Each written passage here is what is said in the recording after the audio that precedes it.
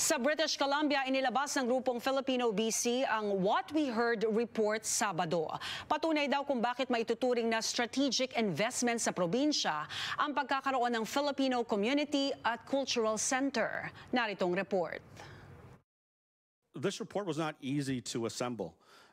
There were a lot of hardworking folks going out there, passing out the surveys, collecting this information.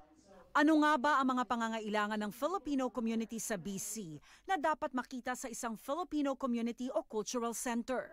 Yan ang sinubukang sagutin ng inilatag na report na tinawag na Weaving Our Voices, Our Story of Our Community, the What We Heard report.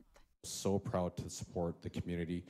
What I can tell you is we've had a lot of conversations, and we think it's a shame, it's actually disgusting that there isn't a Filipino community center in Vancouver already. This community has been taken for granted for a very long time.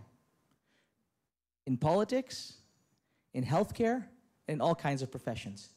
Sa harap ng komunidad at ilang political leaders, ipinakita Sabado ng not-for-profit organization na Filipino BC ang mga natuklasan nila sa itinuturing nilang malawak at targeted na konsultasyon na sinimulan ng grupo noong 2023. 2,000 respondents across the entire province, online, in person, and the length and breadth of questions. Nothing like this has been done for a long time. Asahan daw na sasalamin ang center sa dalawang mahalagang values ng mga Pilipino, bayanihan at pakikipagkapwa. To feel seen and heard and to actually have an actual space so we can share and celebrate our culture, heritage, and traditions is something that the Filipino community has wanted for a long time. Nagbibigay rin ito ng impormasyon tungkol sa lahat ng mga pangangailangan ng mga Pilipino dito sa BC. It gives everybody an accountability on, and we can really see where everything is.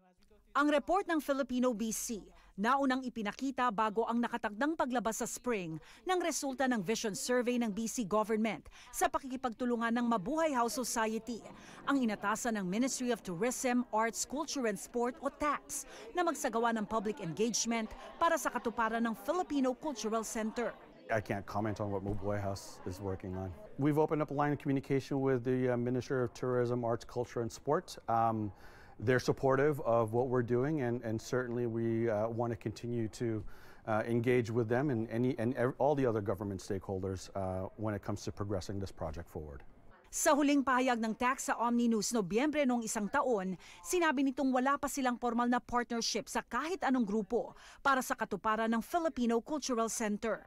The community center has its own mandate, the cultural center has its own mandate, and there's nothing to compete or to argue about the project. The picture is getting clearer, and the support should be given to both.